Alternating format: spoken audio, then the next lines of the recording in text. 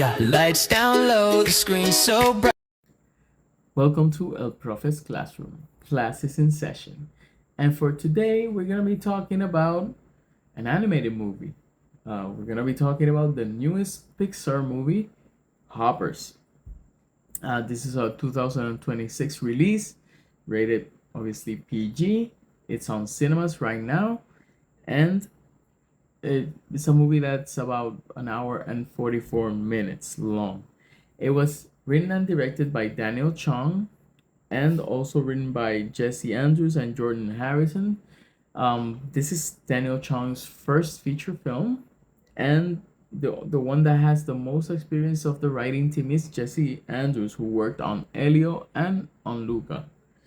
Um, and it stars Piper Curda as Mabel, John Hamm as Major Jerry, Bobby Moynihan as King George, Dave Franco as Insect King, and Meryl Streep with a really cool cameo as the Insect Queen. Uh, the main actress, or the main voice actress in this case, Piper Curda, is somebody I never heard about, so she was fairly new to me. John Hamm, obviously, you know him from Mad Men. Bobby Moynihan, if you've watched SNL, then he's very big on that. He was there for a couple of years. Uh, Dave Franco, Neighbors, Now You See Me franchise, and obviously, I mean, Meryl Streep. What else can you say? Uh, so, what is the story of Hoppers? Okay, so there's this 19-year-old Mabel who basically sort of hijacks um, an experiment from one of her professors where she has invented a way to put her consciousness into an animal robot, or a robot in the shape of an animal, in this case a beaver, in order to study animals. So what she does with this when she moves into this beaver robot, basically she's trying to save this small pond where she connected with her grandmother who has recently passed. um,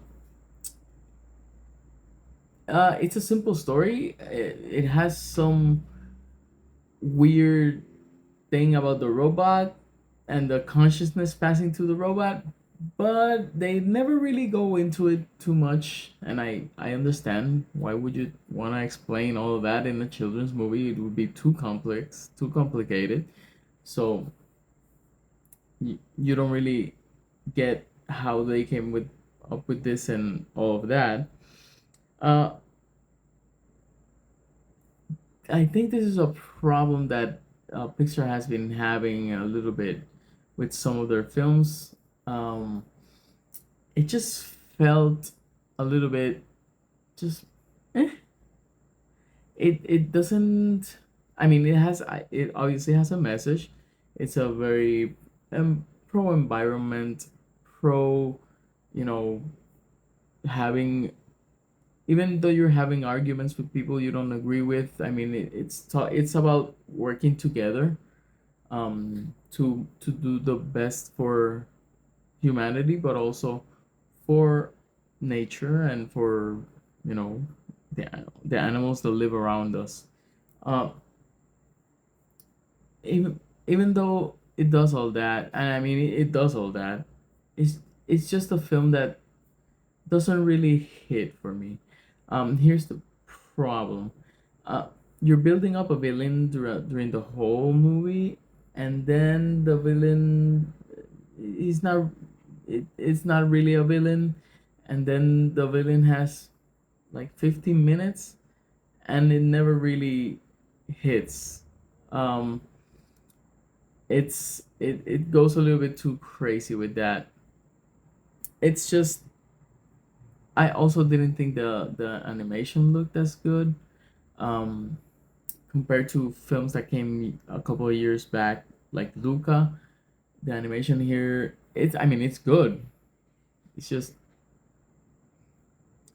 not great. Um, And also, it's just the story, the characters are kind of forgettable. It reminds me a little bit of The Good Dinosaur, which is, I mean, none of these films are bad. I think probably the only really bad film I remember from Pixar is, I think, one of the Cars sequels. But none of these films are actually bad. It's just that by comparison, um, Pixar films have high expectations.